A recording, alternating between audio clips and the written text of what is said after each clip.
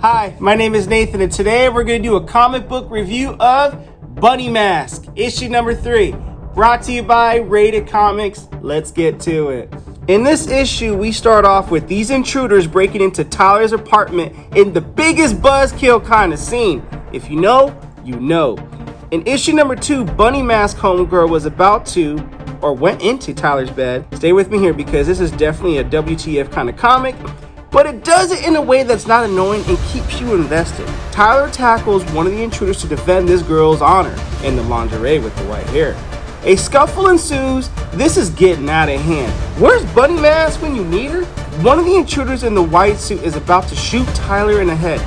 As he pulls a trigger, Tyler's roommate, the sister, moves in and gets his arm out the way in just the nick of time, messing up his shot, and he pistol whips her. Ouch. But that's what a good roommate does. Just when the intruders got the upper hand and Tyler, his roommate, Rilo, and the other girl are about to meet their maker, boom, boom, boom, Sheriff Roger Tate comes in and claps the intruders. Sheriff Roger Tate reminds Tyler that they met at the cave from issue number 1. After the sheriff realizes that he shot all 3 of the intruders dead, he asks Tyler and the other girls if they recognize them. In short, all 3 of them said no. Then Tyler hears Bunny Mask's voice, or the Snitch's voice. Short hair lies, Tyler. Short hair knows, Tyler. Her lips are spilling lies, Tyler. Bunny Mask is snitching on the short hair girl with the white hair. The sheriff searches the intruders and finds a picture of short hair girl in his pocket. She obviously denies it, that she doesn't know them, and she knows nothing. Sheriff Roger asks Tyler if there's anything else he should know before he goes into Tyler's room. In issue number 2, that's where we see Bunny Mask about to be up in Tyler's sheets for whatever kinky reason that may be. Tyler, realizing this, tries to stall the sheriff, and to his surprise, Bunny Mask is not there. More dialogue is exchanged, and sheriff tells them that you guys should start making arrangements for places to stay because this is a crime scene. We know where our boy Tyler's gonna sleep at. No, not at Bunny Mask. She comes and goes when she pleases. His girl B's house, the one he's been dating. Well, she's not really his girl, but you can tell that they have some serious chemistry going on, especially when they were stuck in the cave together. Reference issue number 1.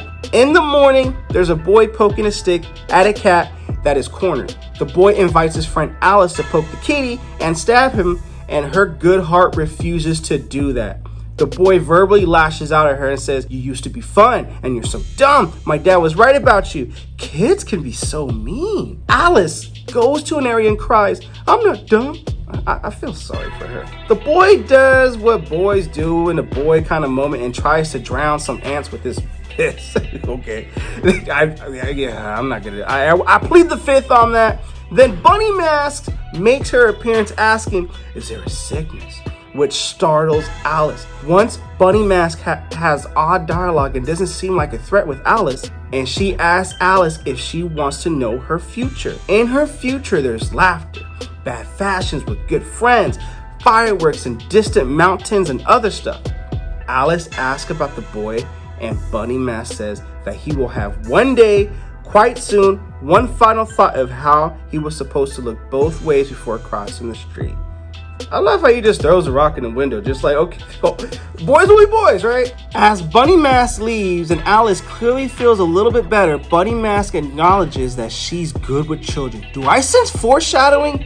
Definitely a WTF comic. Meanwhile, Sheriff Tate delivers some shocking news to Tyler about B. In issue number 1, when B disappears for I don't remember how long, she died in that cave and they found her corpse. Tyler obviously cannot accept it as he spent all of his time with B and slept at her home. He thinks to himself, perhaps B has a sister.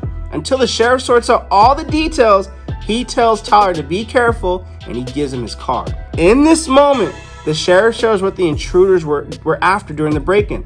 The short-haired girl, her name is Effie. She was sleeping with the local politician, and during their pillow talk, the politician told her a secret. After he realized this, he didn't like that she knew about the secret, so he decided to take her out the picture. When Tyler asked how he found that out, he said someone told him. After some more questions from Tyler, he soon realizes that he may not be the only one that hears the Snitch's voices in this book. That bit of news from the sheriff messes with Tyler's head. Even back at B's house when they're getting high, B flat out tells him, "Bruh, I'm a fairly attractive one walking around in my tiny little underwear. and you haven't busted a move. The light can't get any greater than that, Tyler. But Tyler's just not feeling it. I mean, come on, how are you gonna feel when some girl tries to seduce you and then someone tells them that her corpse was found dead, and it's like, nah, and these voices, I got some stuff to figure out. For the sake of leaving some meat on the bone for you guys, if you decide to get the book, we're gonna lightly go through this page where Tyler keeps hearing these voices telling him secrets. I love how one of the secrets was a hole in the condom. That's random. And the last secret, you lie to yourself about the voices you hear, Tyler. You hear me. Tyler meets Sheriff Roger for a drink, or 2 or 3. I mean, we're boys after all. We're not 1 or 2 drinks kind of guys, right? After a while, Tyler asks the sheriff about the voices in the cave. He tells him that there's something about that cave that is eating him alive. The sheriff does elaborate more on the voices he hears. He says a snitch. That's what he calls the voices when they hear the voices divulging secrets. And it was the snitch that Effie was lying about in the intruders in the beginning of the book, and also that's how he found out and tell Tyler about B. Foster's corpse. Tyler asked the sheriff about what the snitch has to say about B. Foster, since she told you B. Foster's a corpse. What does the snitch have to say about B. Foster? And his response is nothing. Absolutely nothing. It's as if the snitch doesn't know that B. Foster exists. Well, you kind of have to, because you told him about B. Foster's corpse. Anyways, I got to say, for a snitch that divulges all the secrets to these men, not to mention countless others that secrets have been divulged, but yet doesn't know anything about B, as if B doesn't exist. My wild guess is that B perhaps may be dead after being released from the cave in issue number 1. And B may be the Bunny Mask herself. It's apparent that Bunny Mask has a sexual thing for Tyler. And B, let it be known that she wants sexual healing from Tyler. Hey, my man. And I'm going to leave some meat on the bone with this in case you guys do decide to get the book. It goes beyond that just sexual, of course. It's clear that many others hear the voices that Tyler and the sheriff hear, and there's a whole lot more of this book to unravel. In this What the F comic, in my opinion, it leaves you with more questions than answers, but I like it and I definitely recommend it as a read. You won't be disappointed. You'll be intrigued. Just go with the flow and you'll be all right. With that being said, Bunny Mask, issue number 3. What'd you think of the comic book? Comment below, let me know. And if you like the content we're throwing up, we're at Rated Comics. We do really cool, awesome comic book reviews, comic book related content, with the occasional comic book giveaway. You know what to do. Don't be stingy. Thanks again for watching. Until next time.